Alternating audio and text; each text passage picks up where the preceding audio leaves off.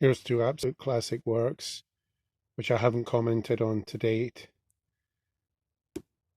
A bit like teaching Orthodox people to suck eggs, but forgive me, but these are just great books that, perhaps some people listening won't have come across.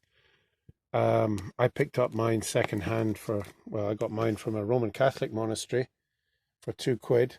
And this one is, well, I've had it for some time, one form or another. The Art of Prayer is, I remember one Orthodox bishop, he said to a Zoom group, he said that this is perhaps the best book on prayer that he could recommend, being an anthology of wise writings and sayings, short and wise sayings on prayer, on specifically interior prayer, stuff that Orthodox spirituality does best. It's very easy to dip in and out of. One can simply just open it up and almost do what they used to call Bible bingo and just go for like a text. I've opened this one here now. Soreness in the heart.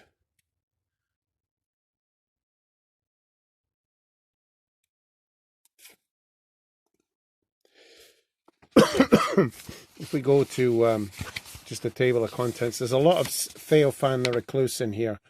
So if you are a Theophan the Recluse fan, and why wouldn't you be, you're going to find a disproportionate amount of Theophan the Recluse in here. That's not to say it's all Theophan the Recluse, Saint Theophan the Recluse. You're also going to find texts by Saint Isaac the Syrian, Saint Gregory Palamas, Saint Ephraim the Syrian, Starets of the Valamo Monastery. Examples for further reading. It's just tremendous because, as I say, it's just bite-sized paragraphs on what is prayer, the Jesus prayer, war with the passions. So we just go to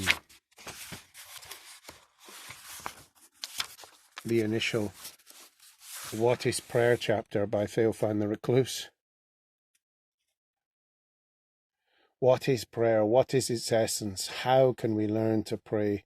What does the spirit of the Christian experience as he prays? What is it the experience as he prays in humility of heart? All such questions should constantly occupy the mind and heart of the believer. For in prayer man converses with God. He enters through grace into communion with God and lives in God. And the Holy Fathers and teachers of the Church give answers to all these questions. Prayer is the test of everything. Prayer is also the source of everything. Prayer is the driving force of everything. Prayer is also the director of everything. If prayer is right, everything is right. For prayer will not allow anything to go wrong. Boom. Prayer is the light of the mind, the illumination coming from God.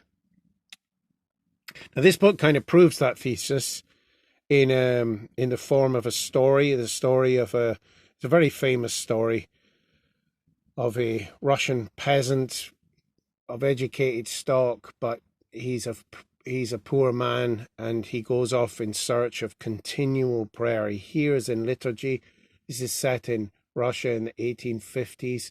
He hears in the liturgy, "Pray without ceasing," from 1 Thessalonians. And he says, what does that mean? So he goes around and around asking startsi, asking monks, asking people of prayer in various villages, what does this mean? Please tell me. And they give him some form of answer. Finally, he learns the Jesus prayer from a holy monk who becomes his spiritual father, who encourages him to pray and get silent and get alone.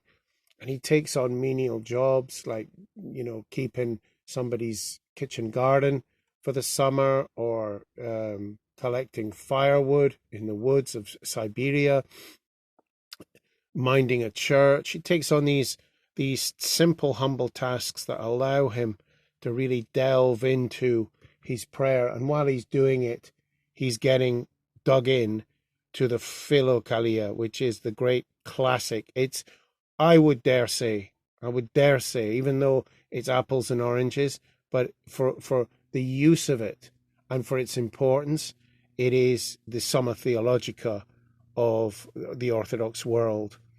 But rather than being this treatise of reason and the intellect, it's just an encyclopedia of 5 volumes on prayer, interior prayer, and the hesychasm, essentially. Yeah, so this is them here, the Philokalia. Absolutely beautiful texts, a lifetime worth of knowledge here.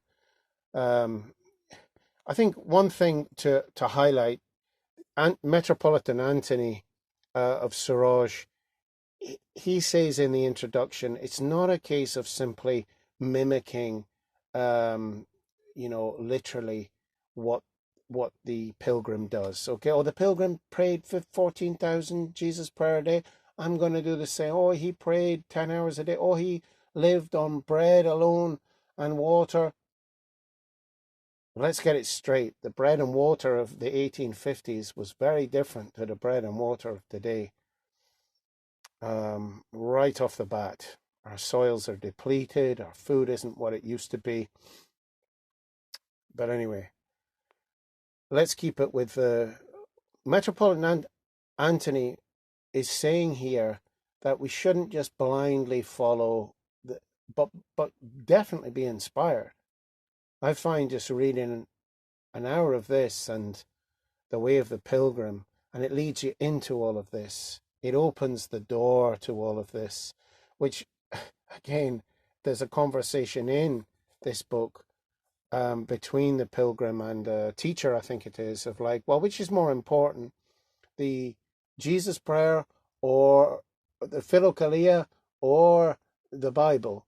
And they say, look, the Bible is like the furnace. The Gospels are like the furnace of Jesus Christ, the sun, the burning sun. You can't look at that directly, take it too literally, but you need a darkened glass, is the analogy, many times darker than the sun, so that you can safely look into the sun and analyze it and study it. And he says this is what the Philokalia and the Jesus prayer tradition offers within Orthodoxy.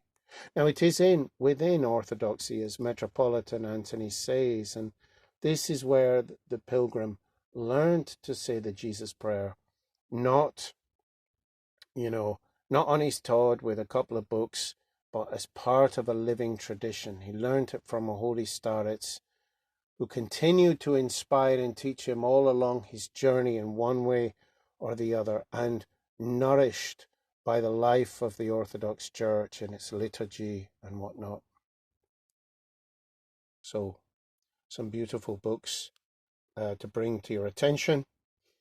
Art of Prayer, great anthology, just very good for just getting into the zone of prayer by reading a paragraph or two before you pray. Takes away the worldliness, takes away the stress, takes away just, I don't know, the toxicity of the modern world somewhat, and puts you in the zone for prayer. The Way of a Pilgrim, which is such a beautiful story, probably based on real life, and just a window into an Orthodox bygone world of the 1850s, where he meets holy monks, startsi, holy teachers, people of prayer, where all kinds of adventures come upon him through his quest for continual prayer, for deep interior prayer. He reaches stages where he's so happy to be fasting on mere bread and water, on barely anything, where he's so happy to be a homeless traveler, where he's so happy He says if he's cold, he just prays his prayer with more intensity and he warms up. And he comes to points in his prayer where he just loves everyone. He's just in love with all of creation. And he seems to hear all of creation praying with him. And I've heard people who've been to Mount Athos say something quite similar.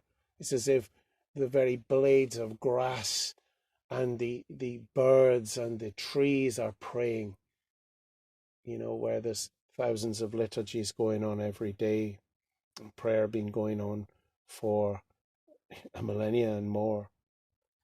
Forgive me, this has gone on long enough. Beautiful books.